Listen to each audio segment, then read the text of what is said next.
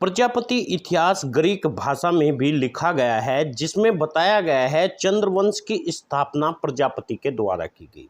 Greek पौराणिक कथाएं, साहित्य और कई कार्यों के मुख्य रूप से होमर और इलियाड ट्रोजन युद्ध का वर्णन करती है।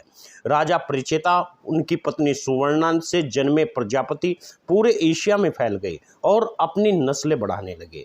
ऐसा ही एक था अंगिरस, ग्रीक के क्रोनस के रूप का विकृत, जिसका बड़ा बेटा था बृहस्पति, जिसे गुरु कहते थे, गुरु जिनका सम्मान होता था।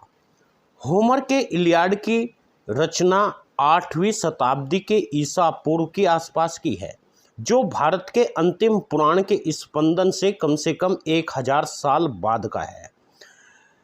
ग्रीक और फिक परंपरा और इतिहास के उचित लेखन के बिना बनाए रखा, इसलिए कई नाम, स्थान, घटनाएं, संबंध वर्षों से विकृत हो गए। जब तक ईसाई धर्म ने यूरोप में कब्जा भी नहीं किया लिया था, तब तक बृहस्पति रिपब्लिकन शाही युग में राज्य धर्म के मुख्य देवता था और गुरुवार के सम्मान के प्रतीक उनकी छुट्टी रखी जाती थी। यह ज्यूस पुराणों में बृहस्पति के सम्मान है, जिन्हें गुरु भी कहा जाता था। उनका कार्य दिवस गुरुवार को होता था। अनुयायी राजा, सेनापति पुराणों में देव और सुर, आदित्य यानी अदिति के पुत्र थे। इसी प्रकार मध्य पूर्व तुर्की से ईरान तक के लोग दैत्य थे, क्योंकि वे शुक्राचार्य का अनुसरण करते थे, शुक्रवार की छुट्टी रखते थे। वे पुराणों में दैत्य या असुर कहलाते थे। उनका राज्य असीरियन था, जिसकी राजधानी असुर आधुनिक इराक में थी। इस नाम से असुर से मिलता जुलता यह नाम है।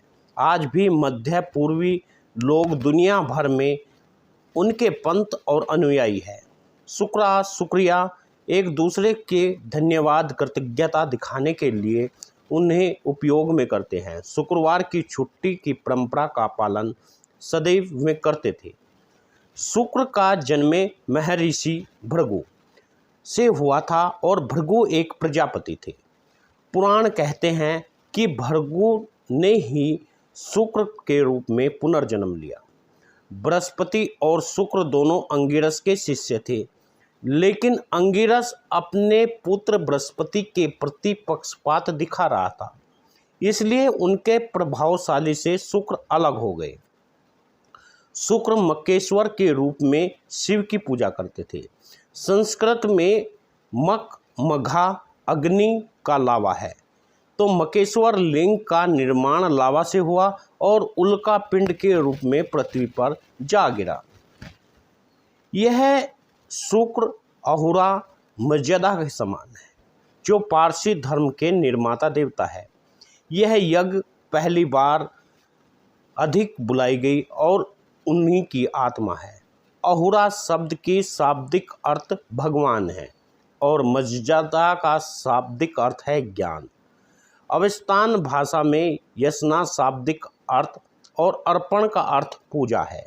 यह शब्द भाषाई क्रियात्मक रूप से वैदिक संस्कृत के यज्ञ का से संबंधित है।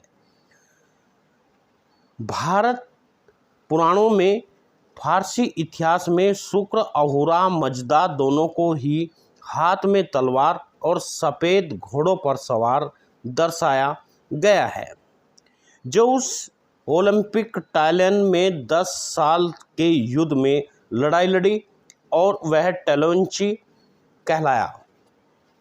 यह पद्म पुराण में वर्णित तारक माया युद्ध के समान लगता है। ट्राय तथा तुर्की, हिसारलिक और पूर्वी हिस्से में एशिया की ओर रहने वाले लोग स्पार्टा, जो राजा के साथ में युद्ध में खड़ा था।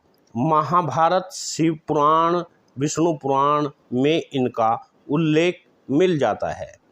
यह चंद्र, सोम आकाश में दिखाई देने लगते हैं। यह खगोलीय पिंड नहीं बल्कि मानव है। महर्षि अत्रि प्रजापति में एक, उनकी पत्नी अनसुईया और त्रिमूर्ति के गुण 3 बच्चे थे। विष्णु और दात्रेय, रुद्र और दुर्वासा, ब्रह्म और चंद्र के रूप में दर्शाया गया है। चंद्र और दुर्वासा दात्रेय को घर को छोड़कर चले गए।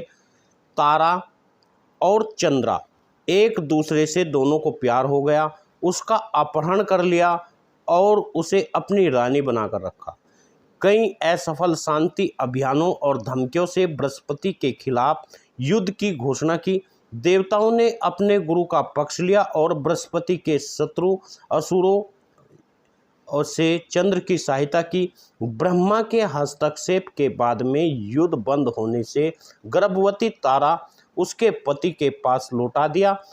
बाद में उन्हें युद्ध के नाम पर एक बेटे को जन्म दिया, लेकिन बच्चे ने पितृत्व को में लेकर विवाद हो गया और बृहस्पति दोनों ने स्वयं को उसका पिता होने का दावा किया।